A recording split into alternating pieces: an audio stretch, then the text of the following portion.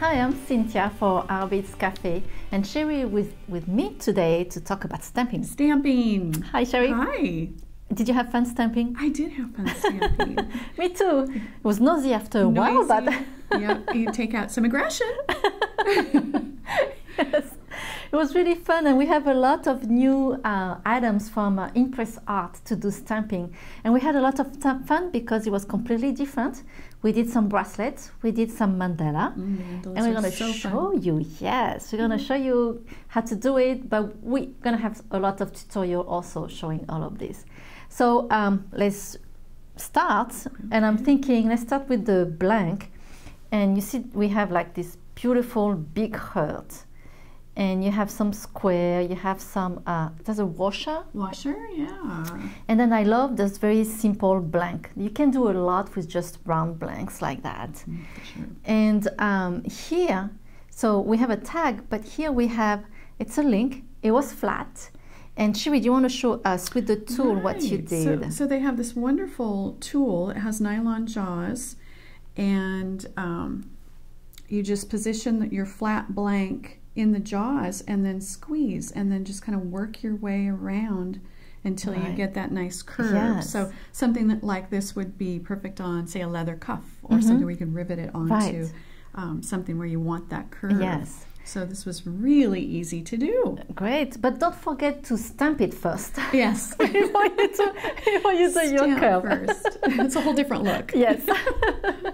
So let me show you what I did first, and then we go to Cheri. Cheri did some amazing things, but this is one of my first one, and I love this little owl stamp, and I didn't do a great job.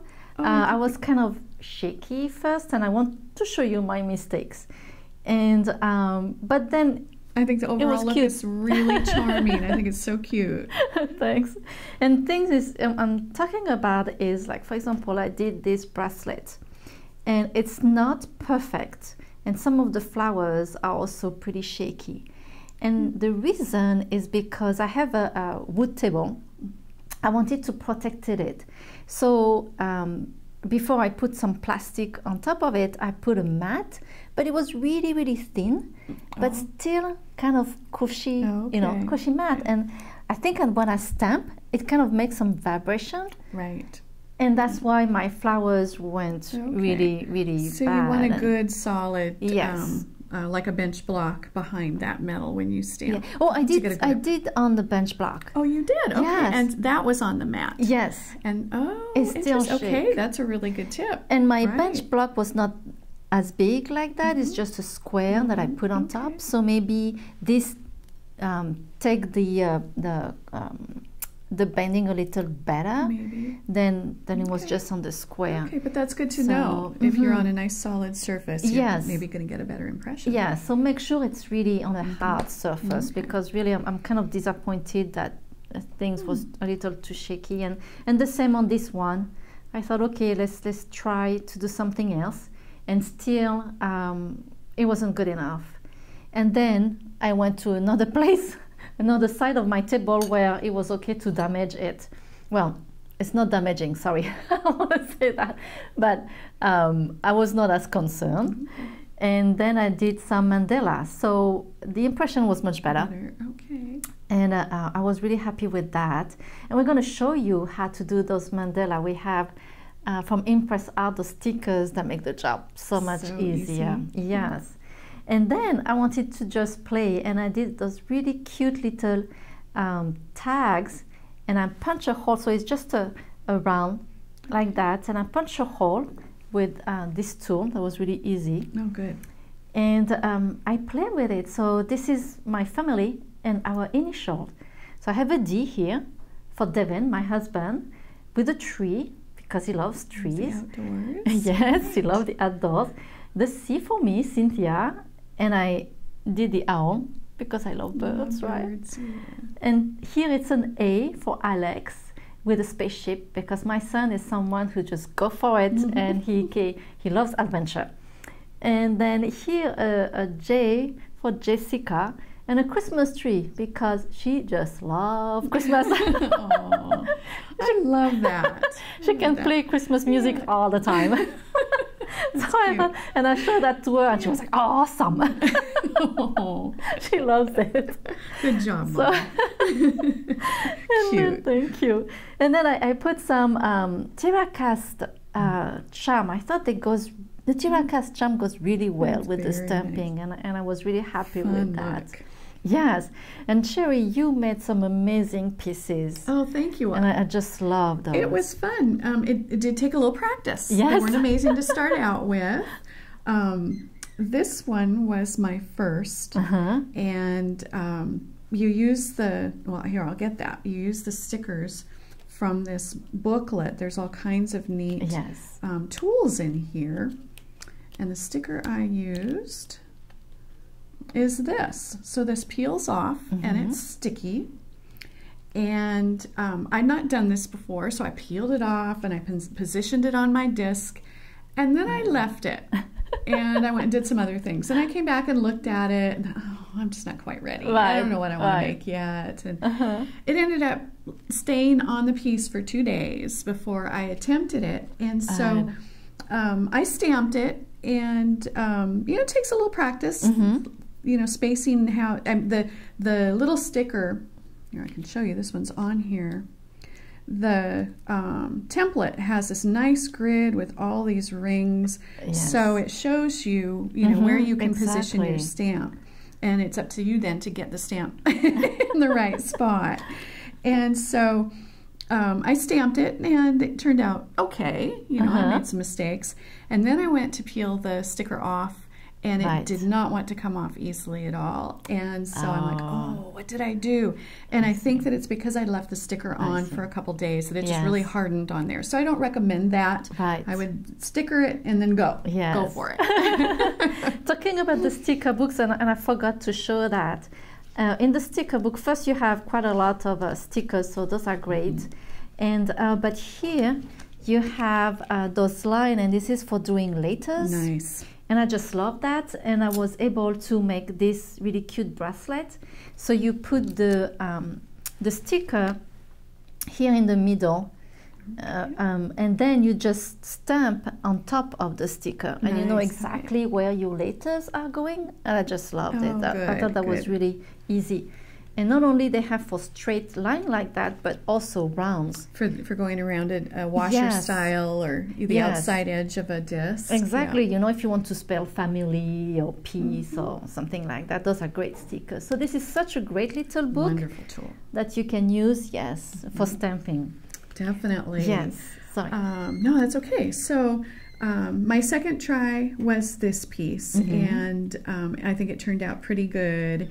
And then I used this ink pen, and here, I'll take the top off. So it has a tip. It comes with an extra tip right here, and the tip, you push on it, and then it releases the ink down into the tip, and then you can flood. You just draw that over your piece, and it floods the recesses of your stamp and fills it in, and then just a couple minutes to dry, and then you wipe that off, and it leaves the ink in the impression. So this was a really great, easy tool to work with. I like that a lot. And I find that also that if the ink was not inside the first time, I did it again. Go over it again. Yes, and let it dry a little more, and then wipe it off again, and it goes really well. Yeah, and you can keep doing that as necessary. Yes.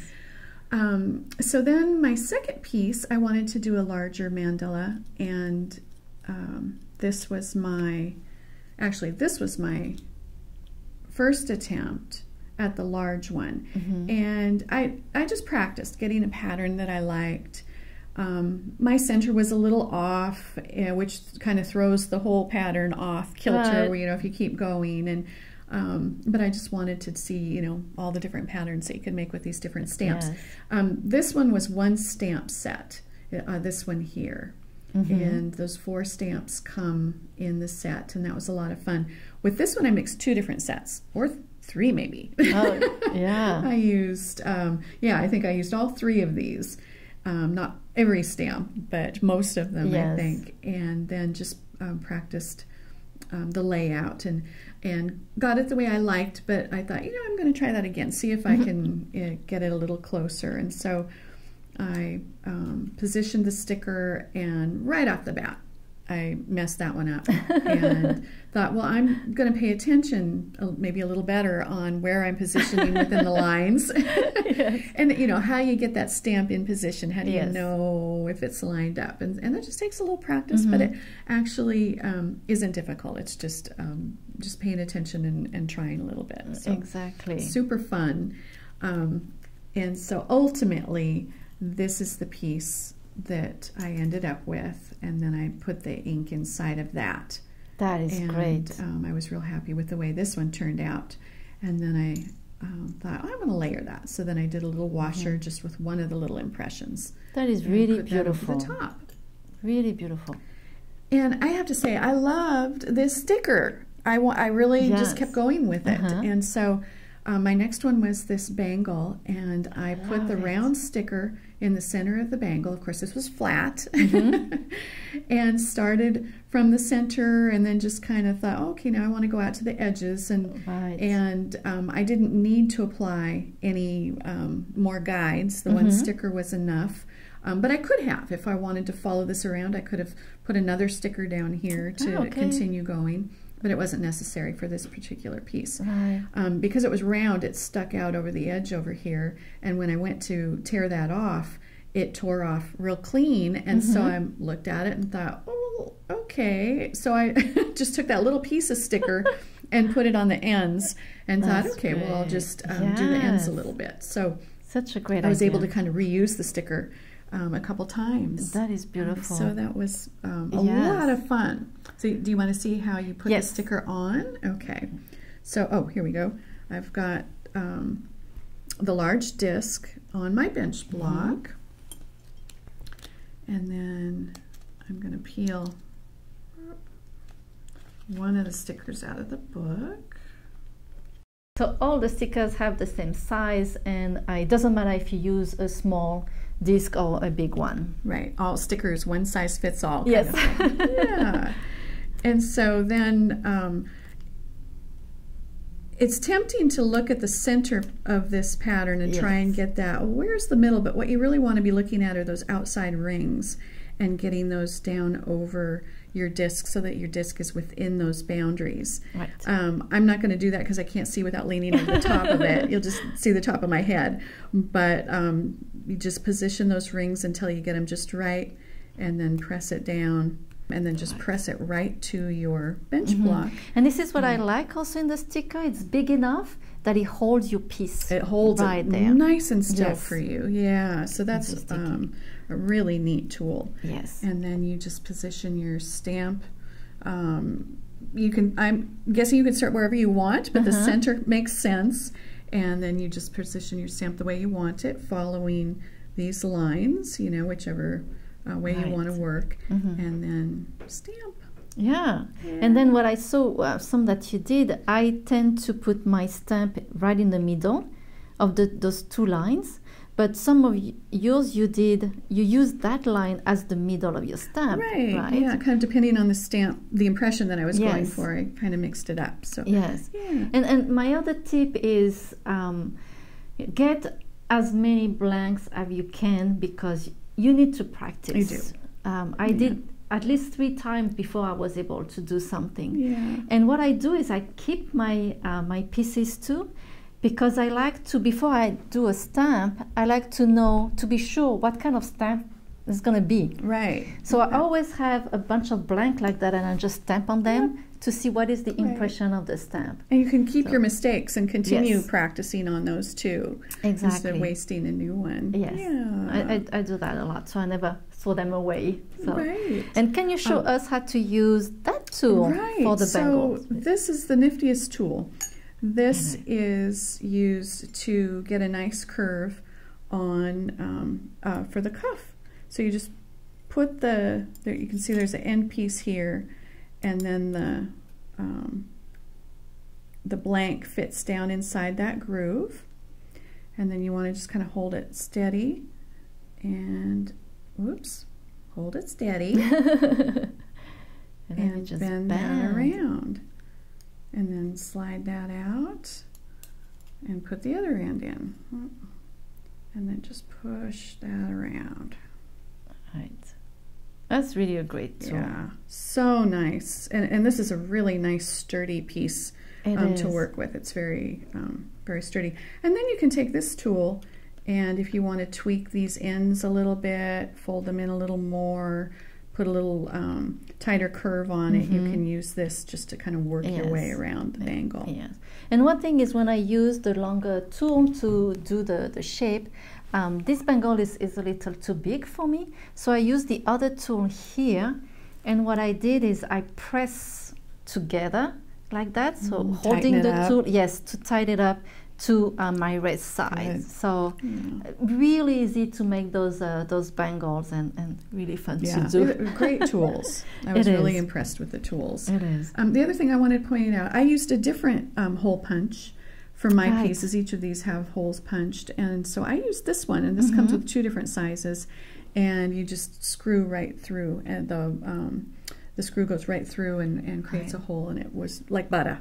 It's really easy. Good. Yeah. Good. Well, as you can see, we had so much fun with those stamping. It does take practice, but you know, it's like anything else. It's like when you do jewelry, you always take practice when you try something new. So I hope that we inspire you to try something new. And the technique it's fun. And then what is fun is using this ink marker to make the stamp come out even easily. Really does. Yes. And then you make your own personal pieces, you know, like I did for my family, and you can put your thoughts in your stamping. So thank you so much, Cheri. And thank you so much. It is.